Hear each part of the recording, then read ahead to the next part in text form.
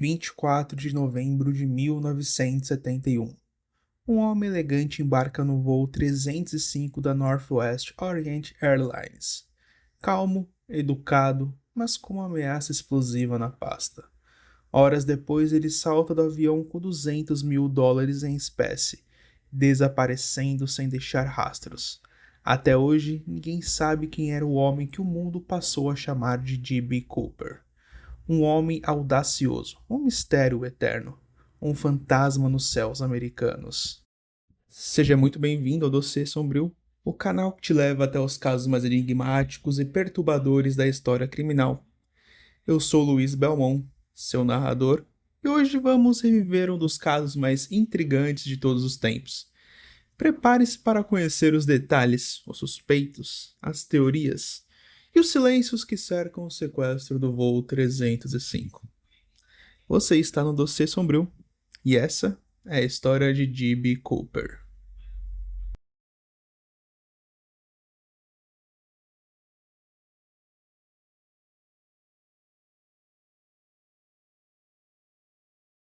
Era uma tarde fria e úmida em Portland, Oregon. A cidade estava envolta em uma névoa fina típica do outono do Noroeste Pacífico. No terminal de embarque, entre homens de negócios apressados e famílias ansiosas por se reunirem no feriado, ninguém reparou em um homem de aparência impecavelmente comum. Vestia um terno escuro, sapatos bem engraxados, camisa branca e uma gravata preta com um prendedor de pérola. Tinha cerca de 45 anos, cabelo escuro e penteado cuidadosamente. Eu usava óculos escuro Ray-Ban mesmo dentro do prédio. Em sua mão, uma maleta preta e rígida. Com passos calmos, ele se dirigiu ao balcão da Northwest Orient Airlines. Comprou uma passagem de última hora, só de ida para o voo 305 com destino da Seattle, Washington. Pagou em dinheiro e preencheu o nome no bilhete como Dan Cooper. Não apresentou documentos, pois para aquela época isso não era obrigatório para voos domésticos.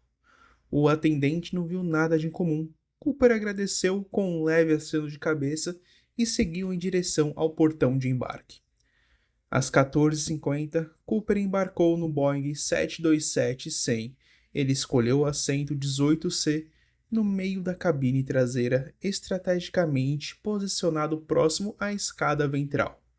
Uma particularidade desse modelo de aeronave que mais tarde teria um papel crucial em sua fuga. Ele acendeu um cigarro, algo permitido na época, e pediu um bourbon com soda à comissária de bordo. Estava calmo, educado e falava com um sotaque americano neutro. Nenhuma palavra fora do lugar, nenhum comportamento suspeito. Alguns minutos após decolagem, por volta das 15 horas, Cooper chamou a comissária Florence Schaffner e discretamente entregou um pequeno bilhete. Inicialmente, Florence pensou que fosse apenas mais um homem dando em cima dela, como infelizmente era comum na época. Ela enfiou o bilhete no bolso sem ler. Cooper então inclinou-se levemente em sua direção e falou de maneira serena e controlada. Senhorita, é melhor você ler o que está no bilhete. Eu tenho uma bomba. Florence, agora alarmada, leu rapidamente o recado. Estava datilografado em letras maiúsculas e dizia: Tenho uma bomba na minha maleta. Quero que você se sente ao meu lado. Ela obedeceu. Quando se sentou, Cooper abriu a maleta apenas o suficiente para que ela visse o conteúdo. 8 cilindros vermelhos, dispostos como dinamites, conectados por fios vermelhos e isolado com fita. Um grande conjunto de fios e um mecanismo semelhante a um cronômetro completavam o aparato. Era impossível saber se era real, mas parecia extremamente convincente. Com a calma de que alguém que sabia exatamente o que estava fazendo, Cooper começou a ditar as suas exigências. Pediu US$ 200 mil em notas de US$ 20, 2 paraquedas principais e 2 reservas. Detalhe curioso e suspeito, pois o uso de 2 reservas era incomum, além de um caminhão de combustível esperando em Seattle para reabastecer o avião. Ele deixou claro que se tudo fosse feito conforme pedido, ninguém sairia ferido. Florence levou a mensagem ao cockpit. O capitão William Scott, com mais de 35 anos de experiência em aviação, imediatamente informou a torre de controle. O FBI e as autoridades locais foram alertados. A tripulação recebeu ordens para manter a calma e evitar que os passageiros percebessem o que estava acontecendo. A essa altura, todos a bordo acreditavam estar em voo rotineiro. Enquanto isso, Cooper manteve sua postura serena. Continuou fumando, bebeu mais um bourbon e até tentou puxar conversa com Florence e outra comissária, Tina Mucklow. Nunca levantou a voz, nunca ameaçou fisicamente ninguém. Sua educação e frieza eram desconcertantes. Ele sabia exatamente como controlar a situação sem provocar o pânico.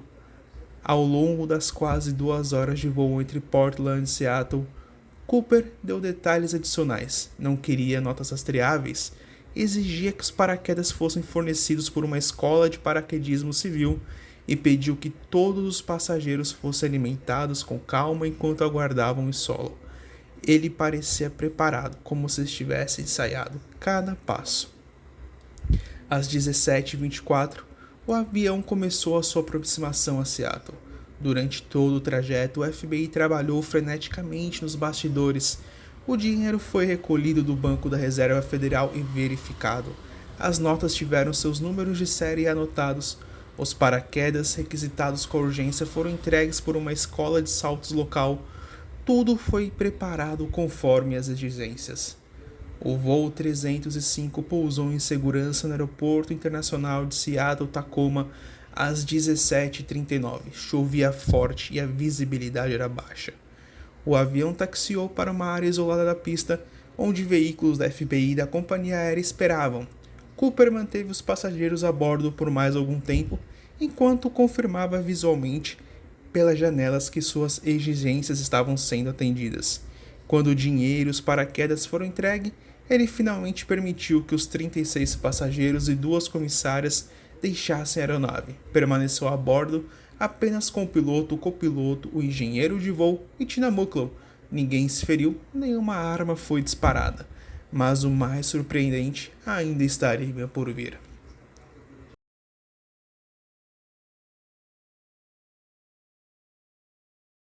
Com a maior parte dos passageiros em segurança e os itens solicitados a bordo, Cooper deu início à segunda fase do plano. Ele se aproximou da cabine e, com calma, passou novas instruções aos pilotos. Queria seguir rumo ao México, mas com uma condição incomum. O avião deveria voar em uma altitude máxima de 10.000 pés, com flaps ajustados em 15 graus e o trem de pouso abaixado. Essas especificações, segundo ele, eram cruciais para a segurança do voo e, como descobriríamos depois, para sua fuga planejada. O comandante Willie Scott, experiente e atento, sabia que voar nas condições impostas seria arriscado, mas tecnicamente possível. O Boeing 727-100 era um dos poucos aviões comerciais com uma escada ventral traseira que poderia ser aberta em voo, uma peculiaridade que Cooper claramente conhecia bem. Ele insistiu que a aeronave mantivesse uma velocidade cruzeiro baixa, cerca de 300 km/h, e que a rota seguisse para o sul, com uma parada programada para reabastecimento em Reno, Nevada. O FBI tentou negociar, queria ganhar tempo, convencer Cooper a se entregar ou ao menos obter mais informações sobre a sua identidade, mas o sequestrador manteve-se firme. Disse que se qualquer agente embarcasse na aeronave ou se a polícia tentasse algum tipo de manobra, ele detonaria a bomba. Com um comportamento frio e calculado, Cooper demonstrava domínio da situação e conhecimento técnico da aviação acima do comum. Enquanto o avião era reabastecido, agentes da FBI tentavam discretamente marcar as notas com tintas invisíveis e microfilmagens para rastrear o dinheiro. Contudo, Cooper havia pedido especificamente notas não sequenciais e não rastreáveis, o que limitava severamente a eficácia da operação. Mesmo assim, a entrega foi feita e ele recebeu o dinheiro em uma mochila improvisada. Os paraquedas também estavam a bordo, 2 principais, 2 reservas. E Cooper examinou cuidadosamente cada um deles antes de guardá-los.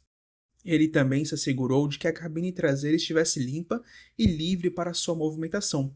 Pediu que Tina Mucklow, agora a única comissária a bordo, permanecesse sentada na parte frontal da aeronave e não olhasse para trás. Era evidente que ele não queria testemunhas diretas daquilo que estava por vir. Às 19h40, com o avião totalmente abastecido, a aeronave decolou novamente. Lá fora, a noite havia caído sobre a costa oeste dos Estados Unidos e uma tempestade começava a se formar. As nuvens densas dificultavam a visibilidade e a turbulência tornava o voo desconfortável. Mesmo assim, Cooper manteve a compostura. Pouco depois da decolagem, dirigiu-se à parte traseira do avião com a mochila nas costas e os paraquedas nos braços. Por volta das 20 horas, um alerta no painel da cabine indicou que a escada ventral havia sido aberta. O piloto relatou uma mudança repetida na pressão e instabilidade. Não houve mais comunicação direta com Cooper.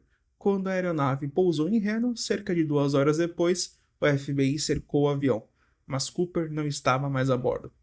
No fundo da cabine encontraram a escada aberta, uma gravata preta com um prendedor de pérola, dois dos paraquedas intactos e nenhuma pista de para onde ele tinha ido. Começava ali a maior caçada humana da história da aviação norte-americana.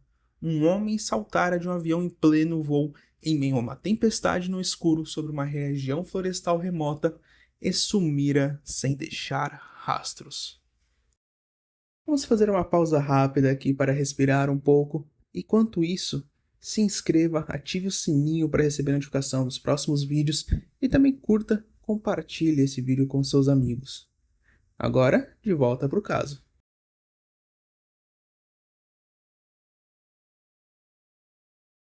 Na noite de 24 de novembro de 1971, por volta das 20 horas, a escotilha traseira do Boeing 727 foi acionada em pleno voo, e a escada ventral começou a descer. Um alarme soou na cabine dos pilotos, confirmando o que todos temiam. D.B. Cooper estava prestes a executar a fase mais ousada e arriscada do seu plano. Em meio à escuridão, sob uma forte tempestade com ventos cortantes e temperaturas abaixo de zero, ele saltou. O salto ocorreu em algum ponto entre Seattle e Reno, sobre uma vasta região florestal do sudoeste de Washington. Era uma área remota, de terreno irregular, florestas densas e rios sinuosos. Ninguém viu o salto acontecer, nenhum radar captou o paraquedas, e quando o avião finalmente pousou em Reno, Cooper havia desaparecido. No lugar onde antes estivera, restavam apenas 2 paraquedas não utilizados, um clipe de dinheiro vazio e sua gravata, deixada de maneira quase simbólica. Nas horas que se seguiram, o FBI entrou em ação. Agentes vasculharam cada centímetro do avião, colhendo impressões digitais, fibras e qualquer evidência possível. A gravata foi enviada imediatamente para análise. Era de seda preta, barata e com um prendedor de pérola. Algo que curiosamente sugeria um gosto refinado e ao mesmo tempo pragmático. Seria esse o único item deixado propositalmente por Cooper, ou ele simplesmente o retirou para facilitar o salto? Ninguém sabia ao certo. No solo, começou a maior operação de busca já conduzida em território americano desde aquele momento. Helicópteros da Força Aérea, patrulhas terrestres, cães farejadores e até escoteiros civis participaram das buscas. A área estimada do salto cobria mais de 150 km². Com base na velocidade e na altitude do avião no momento da abertura da escada, os investigadores calcularam uma faixa de possível aterrissagem.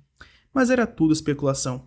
O tempo trabalhava contra os agentes, a chuva havia lavado possíveis rastros e o frio intenso ameaçava qualquer vestígio biológico. Durante semanas nada foi encontrado. Nenhum pedaço de paraquedas, nenhuma mochila, nenhuma cédula. Era como se D.B. Cooper tivesse se evaporado no ar.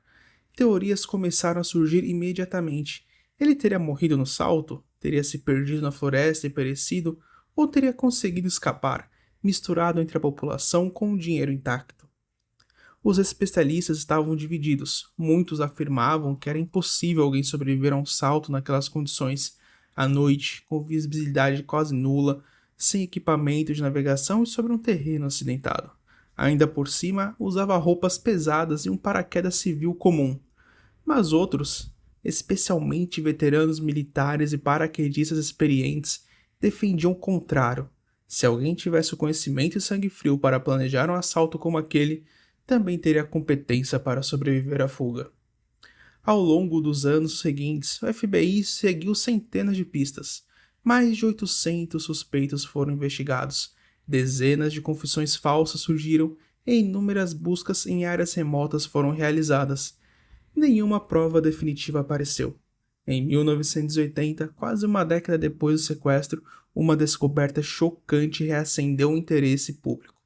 Um garoto chamado Brian Ingram, então com 8 anos, encontrou um maço de notas de $20 enterradas na margem do rio Columbia, no estado de Washington. Eram 3 pacotes totalizando $5.800, todos com os números de série que batiam com o dinheiro entregue a Cooper. A descoberta trouxe novas perguntas. Se o dinheiro foi enterrado ali, Cooper teria morrido ou teria deixado os pacotes como despiste? Os peritos analisaram as cédulas e concluíram que elas haviam sido expostas aos elementos por anos, mas não havia sinais claros de que tivessem flutuado pelo rio.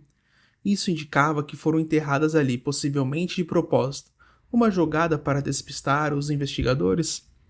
Outro detalhe curioso surgiu décadas depois, quando técnicas mais avançadas de análise forense permitiram examinar partículas microscópicas da gravata deixada por Cooper. Foram encontradas partículas de titânio puro, um material raro na época, utilizado quase exclusivamente na indústria aeroespacial. Isso levou alguns investigadores à especulação que Cooper poderia ter sido engenheiro ou funcionário de alguma empresa ligada à produção aeronáutica, como a Boeing. Mesmo com todas essas pistas, nada levava ao nome concreto. O caso começou a ganhar contornos míticos. Cooper virou tema de filmes, livros, música e teorias da conspiração. Alguns diziam que ele era um herói moderno, uma espécie de Robin Hood dos céus. Outros que era apenas um criminoso oportunista que teve sorte. Houve quem afirmasse que ele sobreviveu e viveu o resto da vida sob a identidade falsa em outro país. Em 2016, após 45 anos de investigação e mais de 60 volumes de documentação, o FBI anunciou oficialmente o encerramento do caso. O arquivo foi arquivado, mas não fechado. Tecnicamente, D.B. Cooper continua foragido, o único sequestrador de avião comercial na história dos Estados Unidos da América a nunca ser capturado ou identificado. E assim, o homem de terno escuro, óculos escuros e uma pasta misteriosa entrou para o folclore americano. Um fantasma que desafiou a lógica, escapou da lei e se tornou lenda. Mas será que ele realmente sobreviveu? Teria gasto dinheiro em silêncio por décadas? Ou seus restos estão até hoje escondidos em alguma encosta remota do noroeste americano, esperando para serem descobertos? O mistério permanece.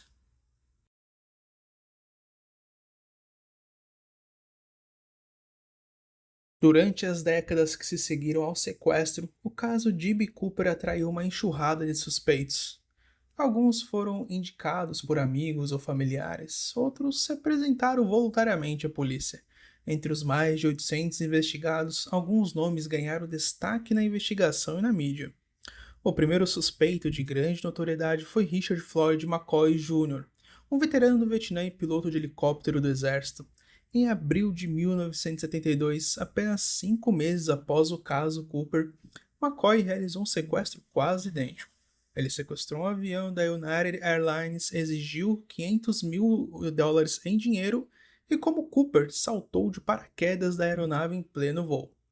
McCoy foi preso 2 dias depois, graças a uma denúncia anônima, e ao ser detido ele ainda estava com dinheiro e equipamento do salto. As semelhanças entre os dois casos levantaram suspeitas de que McCoy poderia ser o próprio Cooper. No entanto, o FBI descartou essa hipótese com base em diferenças físicas apontadas pelas testemunhas, além do fato de que McCoy estava em outra cidade no dia do sequestro original. Mesmo assim, muitos investigadores independentes e teóricos continuam acreditando que McCoy foi sim D.B. Cooper. Outro nome que ganhou força foi o de Duane Weber. Pouco antes de morrer em 1995, Weber confessou à esposa que ele era D.B. Cooper. Ela, intrigada, passou a investigar o passado do marido e encontrou uma série de coincidências. Weber tinha registros criminais por falsificação, usava nomes falsos com frequência e havia servido na marinha. E mais curioso ainda, ela encontrou um livro na estante sobre o caso Cooper, com anotações manuscritas de Duane nas margens. A esposa também relatou que, anos antes, ele havia tido um pesadelo no qual gritava coisas sobre pular de um avião. O FBI investigou Weber, colheu impressões digitais e DNA, mas os testes não foram conclusivos. Ainda assim, para muitos entusiastas do caso, ele continua sendo um dos candidatos mais fortes. Kenneth Christensen é outro nome frequentemente citado. Ex-militar, com experiência em paraquedismo, Christensen trabalhava como comissário de bordo para a Northwest Orient, a mesma companhia aérea do voo sequestrado. Segundo seu irmão, Kenneth certa vez confessou ter guardado um segredo por muito tempo. Após sua morte em 1994, foram encontradas grandes somas de dinheiro escondidas em sua casa, além de uma coleção de recortes de jornais sobre o caso Cooper. Mas o FBI jamais conseguiu ligar Kenneth diretamente aos sequestros. Sua aparência física era considerada diferente demais daquela descrita pelas testemunhas. Ainda assim, muitos acreditam que ele pode ter alterado propositalmente sua aparência antes do salto. E há ainda o caso enigmático de Lynn Doyle Cooper. Apontado por sua própria sobrinha, ela afirma que quando criança ouviu o tio planejando algo parecido com o sequestro, junto com outro homem. Segundo seu relato, Lynn voltou para casa coberto de sangue naquela noite e nunca mais foi o mesmo. O FBI chegou a analisar o DNA dele após a sua morte, mas também não encontrou correspondências definitivas. Com o passar do tempo, o caso D.B. Cooper tornou-se uma espécie de teste para teóricos da conspiração, caçadores de mistérios e investigadores amadores. Fóruns online, livros, documentários e podcasts exploram minuciosamente cada detalhe do sequestro e dos suspeitos, mas até hoje, nenhuma prova irrefutável surgiu para desvendar de vez quem era o homem que desafiou o sistema e desapareceu no céu da América. A essa altura, talvez o verdadeiro D.B. Cooper já esteja morto, ou talvez esteja vivo assistindo a tudo de longe com um sorriso silencioso.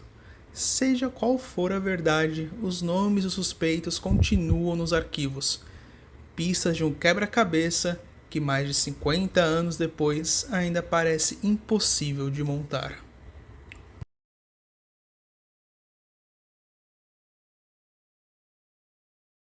Ao longo dos anos, à medida que as pistas esfriavam e os suspeitos se acumulavam sem uma conclusão definitiva, o caso de B. Cooper deixou de ser apenas uma investigação criminal e se transformou em algo maior, um enigma cultural, um ícone do imaginário coletivo americano.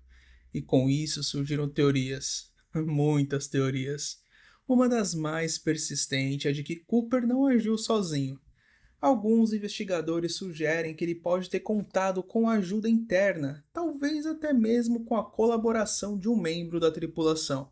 A precisão com que ele escolheu o modelo do avião, a escada ventral e o local do salto indicam um conhecimento técnico muito acima do comum. Ele sabia, por exemplo, que o Boeing 727 era uma das poucas aeronaves que podia ser operada com a escada aberta em pleno voo. Um detalhe que não estava ao alcance de qualquer cidadão comum em 1971. Outros teóricos vão além e afirmam que Cooper poderia ter sido um agente de alguma agência secreta como a CIA. Essa ideia se baseia na frieza com que ele conduziu o sequestro, na forma como manipulou as autoridades e, sobretudo, no seu completo desaparecimento. A hipótese ganha força quando se lembra que na Guerra Fria estava em pleno curso e que operações clandestinas e agentes não identificados não eram uma raridade na época. Mas há também quem prefira explicações mais excêntricas.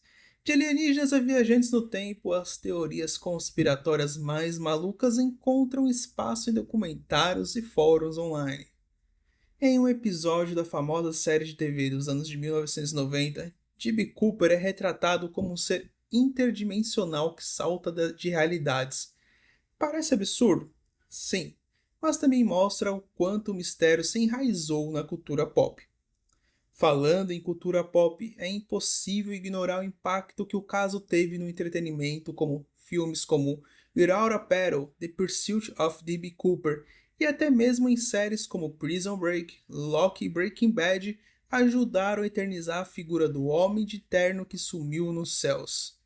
Cooper virou uma espécie de anti-herói americano, um fora-da-lei elegante, inteligente que desafiou o sistema com sangue frio e precisão.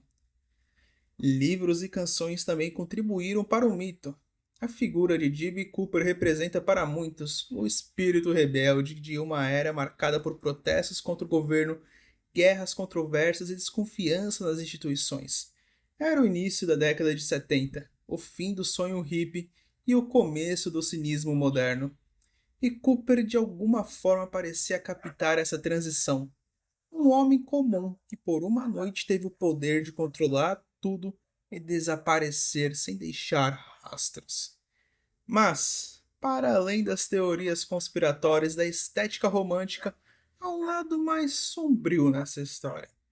Durante os anos, o FBI dedicou recursos massivos ao caso, investigando o suspeito, revistando casas, exumando corpos, famílias inteiras foram afetadas por denúncias, especulação e exposição pública. Pessoas inocentes foram injustamente associadas ao nome Cooper, apenas por parecerem com o retrato falado ou por terem um passado nebuloso. Além disso, a obsessão pelo mistério acabou gerando uma espécie de indústria. Livros, documentários e convenções sobre D.B. Cooper movimentaram dinheiro até hoje. E há quem critique esse culto ao criminoso. Afinal, não podemos esquecer que ele sequestrou um avião, ameaçou de dezenas de vidas e causou enorme tensão psicológica nas vítimas. Por mais elegante que tenha sido, ele cometeu um crime grave e até hoje nenhuma vítima recebeu qualquer tipo de reparação. Em contrapartida, algumas das comissárias de bordo envolvidas naquele voo se tornaram vozes ativas em congressos sobre segurança aérea, transformando o trauma em militância. Elas relatam que, embora Cooper nunca tenha sido violento, o sequestro deixou marcas profundas. O medo e a insegurança, o impacto psicológico duraram anos. E quanto ao dinheiro? Fora os pacotes encontrados às margens do rio Columbia, nunca mais se soube de uma única nota que tenha circulado no mercado. Isso leva a uma teoria crucial. Ou Cooper escondeu o dinheiro em algum lugar remoto onde nunca foi recuperado, ou ele nunca conseguiu usá-lo, o que reforçaria a ideia de que ele não sobreviveu ao salto. Alguns analistas apontam que se as notas tivessem sido gastas, pelo menos uma teria sido rastreada, já que todas foram registradas. Contudo, outro grupo de especialistas acredita que Cooper sabia disso e que simplesmente nunca tocou no dinheiro. Talvez ele tenha feito tudo isso por outro motivo: desafiar o governo, provar um ponto, ou até mesmo realizar o crime perfeito. O que teria motivado Cooper continua sendo um dos grandes mistérios do caso. Apesar das investigações encerradas oficialmente em 2016, o caso continua vivo na imaginação popular. Novas pistas surgem ocasionalmente, teorias continuam sendo elaboradas e curiosos de todo o mundo ainda viajam até o noroeste americano em busca de vestígios. Mais de 50 anos se passaram desde aquela noite de novembro de 1971 e ainda hoje milhares de pessoas se perguntam: quem era D.B. Cooper?